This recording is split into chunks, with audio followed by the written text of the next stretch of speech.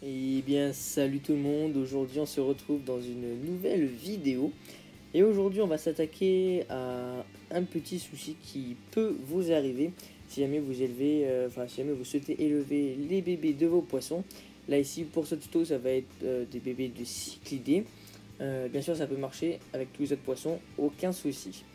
Voilà, donc là l'idée ça va être de réaliser un pondoir à moindre coût et on va dire plutôt efficace, hein, contrairement au pondoir qu'on nous vend en animalerie, d'ailleurs qu'on nous vend vraiment très très cher, où l'eau ne circule pas, voire voilà, l'eau ne circule vraiment pas.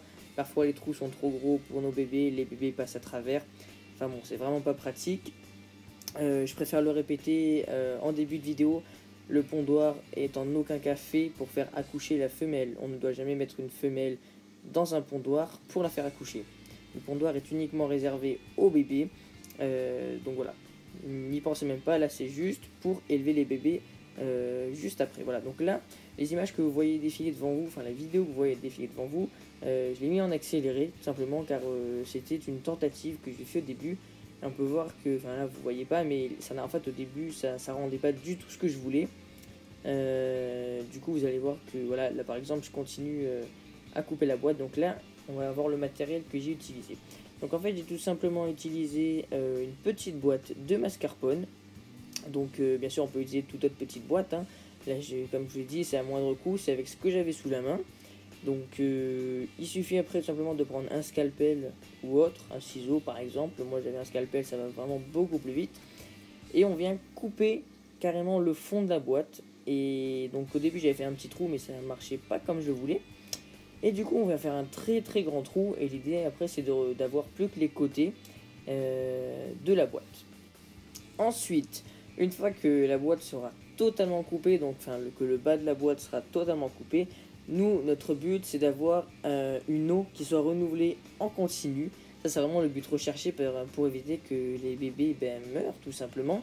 Donc, c'est vraiment le plus important. De toute façon, retenez bien une chose en aquariophilie, le plus important, c'est la qualité de l'eau. Donc, l'idée, c'est qu'on va venir enlever l'intégralité du fond de la boîte, voilà, comme on peut voir maintenant. Donc là, la boîte est terminée. Il manque juste une dernière petite chose à faire. Ça va être de venir percer des petits trous au compas sur tout le contour de la boîte. Voilà, donc là à l'écran vous pouvez voir le grillage que je vais utiliser.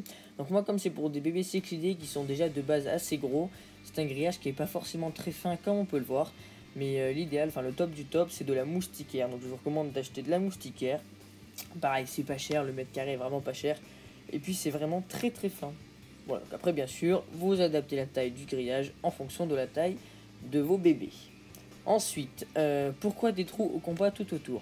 L'idéal quand on fait un pondoir, ce que font la plupart des aquariophiles, c'est de fixer le grillage ou la moustiquaire par exemple avec une colle un petit peu style silicone, bien sûr spécialement adaptée à l'aquariophilie. Vous amusez pas à aller dans le petit magasin du coin et acheter une colle silicone à 2 euros qui va totalement polluer l'eau de votre bac. Et si c'est pas adapté, n'y pensez même pas. Donc là bien sûr la boîte que j'ai prise c'est une boîte alimentaire, donc il n'y a aucun risque, le grillage aussi. Voilà, il y a toujours des précautions à prendre. Donc voilà, maintenant on va revenir à l'histoire des petits trous. Donc pourquoi des petits trous? Et bien tout simplement car on va venir coudre le grillage à la boîte. On va le coudre avec du fil de pêche. Donc je vais vous montrer juste après comment j'ai fait. Donc j'ai pris le grillage et déjà je l'ai coupé pile poil à la taille de la boîte. Donc là on peut voir que la boîte s'est cassée à un endroit et j'ai fait des petits trous à côté. Et en fait je vais venir recoudre dans ces petits trous et ça va solidifier l'ensemble. Donc à ce niveau là on n'aura pas de souci. Donc voilà le fil que je vais utiliser. Donc il est vraiment assez fin. Et voilà, l'idée maintenant ça va être de passer au-dessus, en dessous, au-dessus, en dessous, au-dessus, en dessous. Donc tous les petits trous et le grillage. Et on n'aura plus de soucis après. Donc comme on peut venir, comme on le voit à l'écran, j'ai d'abord cousu à quelques endroits à chaque extrémité pour tout simplement maintenir le grillage en place parce que c'était vraiment très très compliqué au début, le grillage faisait que partir. Voilà, donc je vais pas vous me laisser tout le passage où je couds le bac parce que c'est pas très très intéressant. Je pense qu'à ce niveau là tout le monde est capable de le faire. Donc on va se retrouver tout de suite avec le résultat final et vous allez voir ce que ça donne.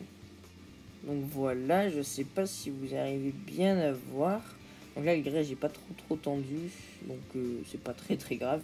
Le tout c'est que ce soit entre guillemets hermétique, qu'il n'y ait pas d'endroit où les poissons puissent partir. Donc là je sais pas si on le voit, mais on arrive quand même à distinguer le fil qui passe au-dessus, en dessous, au-dessus, en dessous. Voilà, je sais pas si vous voyez correctement. Enfin bon, voilà. C'est l'idée. Donc là, pour le coup, tout tient parfaitement. Après, une fois que notre... Donc là, il est carrément terminé, ou du moins presque. Il va rester une chose à faire, ça va être un flotteur. Tout simplement pour que notre pondoir flotte. Parce que là, actuellement, tout simplement, elle coule. Donc, et pour créer un flotteur, on peut se servir de plusieurs trucs, de petites boîtes qu'on a à la maison qui seraient étanches, pourquoi pas. Mais là, je me suis pas compliqué la vie. J'ai tout simplement pris du tuyau de pompe à air. Donc, généralement, quand on fait de l'aquariophilie, on a toujours des restes de tuyaux de pompe à air. Et en fait, ce que je vais faire, c'est que je vais venir le chauffer à une extrémité et je vais venir l'emboîter. Donc là, voilà, comme je vous montre sur les images, l'idée c'est de prendre ce tuyau et de le mettre, de prendre pile la bonne taille. Voilà, donc ça va apparaître bientôt. Donc voilà le résultat, j'ai chauffé dans le coin et j'ai passé le tuyau dedans. De ce fait, ça a créé une étanchéité et ça va tout simplement créer un petit boudin.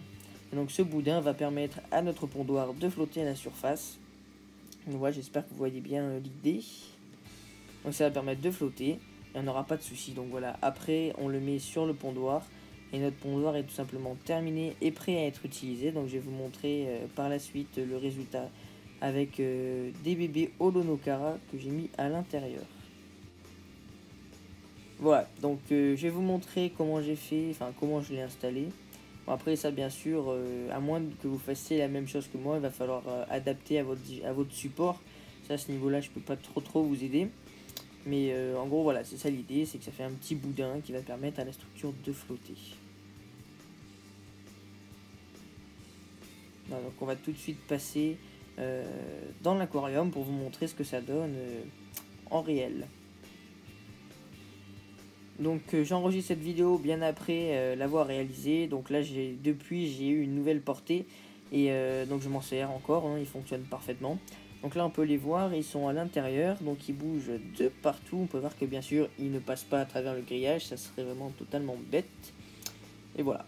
Donc là on a un renouvellement de l'eau en continu, enfin je veux dire l'eau ne peut pas croupir à l'intérieur. Et au pire des cas, si vraiment vous êtes stressé, on met une petite arrivée d'eau avec un tuyau. Mais voilà, là il n'y a clairement pas de souci, moi j'ai pas fait du tout ça. Et vraiment l'eau était vraiment nickel, vraiment vous pouvez me faire confiance, j'ai vraiment eu aucun problème. Donc bien sûr je vous invite à reproduire cette expérience chez vous. Pourquoi pas l'adapter avec des bacs plus grands. Moi c'est ce que j'ai fait comme vous voir là avec ce pondoir. Depuis que j'ai tourné j'en ai fait 2 autres pour accueillir mes femelles. Enfin voilà, bref, je préfère plus long, c'est déjà suffisamment long. Sur ce j'espère que cette vidéo vous aura plu. Et puis moi je vous dis à la prochaine. Allez, ciao.